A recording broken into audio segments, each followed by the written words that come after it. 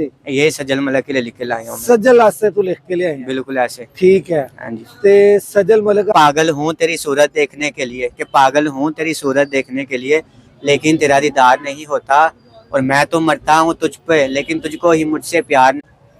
जे जुर्म करिए ते पर्चे होंदे, जे प्यार करिए ते चर्चे होंदे।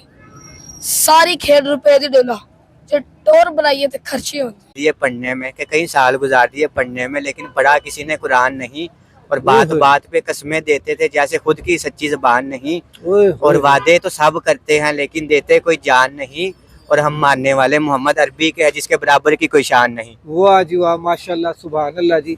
ए बच्चा है सी अरमान। आप भी शहजादे कहाँ से आए हो? लाहौर से। लाहौर किस जगह से? बागड़ियाँ।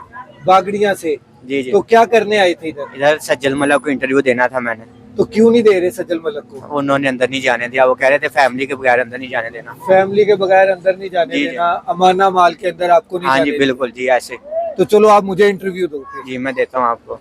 क्या लिख कर लाए हो, क्या देना था? मैं ना कोई 4-5 आपको ना शेर सुनाना चाहता हूँ जो मैंने ना खुद लिखे हुए हैं। खुद लिखे हैं शेर? हाँ जी जी मैंने खुद लिखे हुए हैं। कैसे लिखे हैं? उर्दू के हैं कि पंजाबी के हैं? उर्दू भी हैं, पंजाबी के भी हैं। उर्दू के भी हैं, पंजाबी के भी हैं? बिल्कुल ऐसा। तो पहले पंजाबी के सुनाओ फिर उर्दू के सुनेंगे। जी मैं सुनाता हूँ। तो अर्ज है कि नारा खास मेरे ते मैं तेरा ता नहीं है, कि नारा खास मेरे ते मैं तेरा ता नहीं है, तू पहला कला कर गई रहन दे मैं बार बार आवा अंधेरा ता नहीं है, इंज सजन कोई नहीं करदा जिंज तू कीता मैं दोबारा लग जावा, कोई महफल दा डेरा ता नहीं है, हुन है कोई जिंदगी चू रवा हुंदा रे तेरा मैं कोई लुटेरा ता नहीं है, नारा खास मेरे ते मैं तेरा ता नहीं है। लुटेरे वाला दोबारा सुना यार।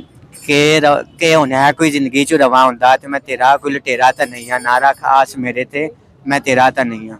अच्छा जी। तू सज्जल मलक वास्ते लिख के ले आया किसी और वास्ते? ये सज्जल मलक के लिए लिख के लाया हूं। सज्जल वास्ते तू लिख के ले आया? बिल्कुल ऐसे। ठीक है। हाँ जी। ते सज्जल मलक वास्ते तू लिख के ले आया ते ओने तेरे कोलो इंटरव्यू नहीं लिता गया, हाँ तू अंदर नहीं जा बिल्कुल।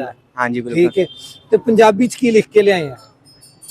ए पंजाबी चो इस टाइम ना दिमाग च नहीं है, तो ना मैं उर्दू दा सुनाना। अच्छा तू पहले अपनी उम्र दस। मेरी तकरीबन उम्र 17 साल है। 17 साल दा तू ये है? हाँ जी बिल्कुल। ठीक है। बिल्कुल। तू सज्जल वास्ते तू लिख के ले आया कि सज्जल नाल प्यार हो गया तेनू? नहीं प्यार वगैरह कुछ नहीं है ना, मेरा लिखना एक शौक है। अच्छा, शायरी करना मेरा शौक है। हाँ तेरा? तकरीबन ना मैं 3 साल से लिख रहा हूँ। 3 साल तो लिख हाँ, रहा है। कहीं 17 साल दा है तू? बिल्कुल। कहीं कापिया भरिया भी 14 साल दा है तू? नहीं चलो तो लिखना शुरू किया। हाँ बिल्कुल ऐसे ऐसे। चल कुछ और सुना फिर।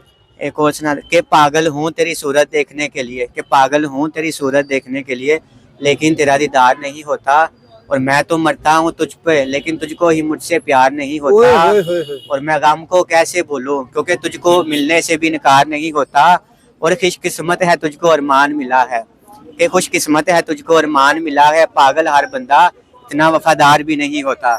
तेरा नाम की अरमान है? अरमान है। हाँ जी बिल्कुल।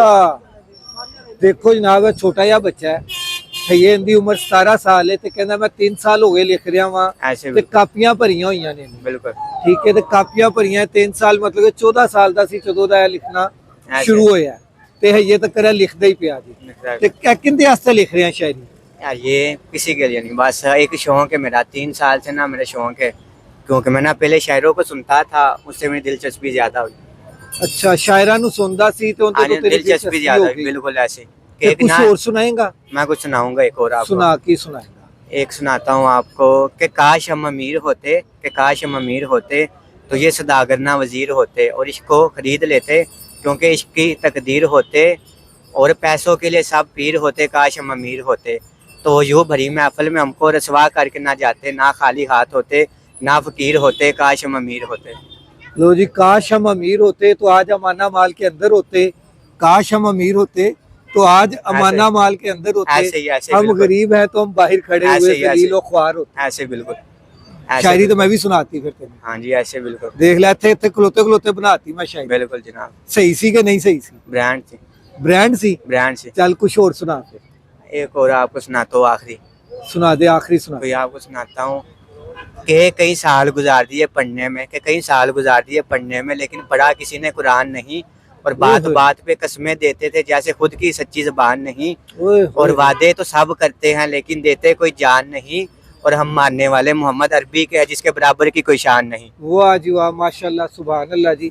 ਇਹ ਬੱਚਾ ਹੈਗਾ ਸੀ ਅਰਮਾਨ ਬਾਗੜੀਆਂ ਤੋਂ ਆਇਆ ਸੀ ਅਮਾਨਾ ਮਾਲ ਸੱਜਲ ਮਲਕ ਨੂੰ ਇੰਟਰਵਿਊ ऐसे ही ਦੇਣ, ऐसे बिल्कुल। मगर ਉਹਨੂੰ नहीं दे सकिया। तो चलो मैं वॉइस ऑफ पाकिस्तानी, पाकिस्तानियों की आवाज़, आप सबकी आवाज़, इस बच्चे की भी आवाज़ बन गई आज।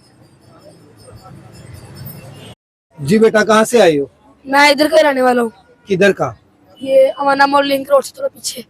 अमाना मॉल लिंक रोड से थोड़ा पीछे। जी। तो क्या करने आए हो? मैं यहाँ पर अमाना मॉल आया हूँ, रोजाना ही आते हैं वैसे तो। रोजाना ही आते हैं? अच्छा जी। तो मतलब वो अंदर नहीं जाने देते, वो कहते हैं आप अभी छोटे फैमिली वाला बन गया अभी अमाना मॉल। तो करने क्या आते हो ये बताओ। वो 7 दोस्त होते हैं। अच्छा, दोस्तों के साथ आते हैं वैसे। तो क्या सुनाना चाहते हो? शेर। सुनाओ, शेर सुनाओ। जे जुर्म करिए ते पर्ची होंदे, जे प्यार करिए ते चर्चे होंदे, सारी खेड रुपए दी डोला, जे टोर बनाइए ते खर्चे होंदे। ओए होए होए, जे टोर बनाइए ते खर्चे होंदे। वाह जी वाह। और कोई शेर सुनाना है? जी। सुनाओ फिर।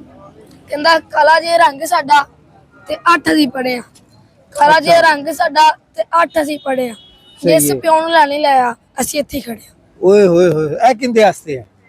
ਐ ਜੀ ਆਪਣੇ ਵਾਸਤੇ ਹੀ। आ नहीं, ए किंदे वास्ते है कि ਇੱਥੇ ਹੀ ਅਸੀਂ ਖੜੇ ਆ? ਮੁਨਾਫਿਕ ਲੋਕ ਜਿਹੜੇ ਹੈਗੇ ਨੇ ਨਾ ਸਾਡੇ ਬਾਰੇ ਜਿਹੜੇ ਬੋਲਦੇ ਨੇ, ਉਹਨਾਂ ਵਾਸਤੇ। अच्छा, मुनाफिक लोग है। देखो जी, निक्का जिहा बच्चा, उम्र किन्नी तेरी? ਉਮਰ ਹੈਗੀ ਹੈ 13 ਸਾਲ।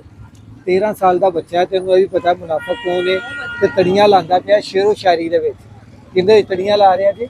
ਸ਼ੇਰੋ ਸ਼ਾਇਰੀ ਦੇ ਤੜੀਆਂ ਲਾਂਦਾ ਪਿਆ ਕਿ ਜਿਹੜੇ ਮਰਜ਼ੀ ਪਿਓ ਨੂੰ ਲਿਆ ਅਸੀਂ ਇੱਥੇ ਹੀ ਖੜੇ।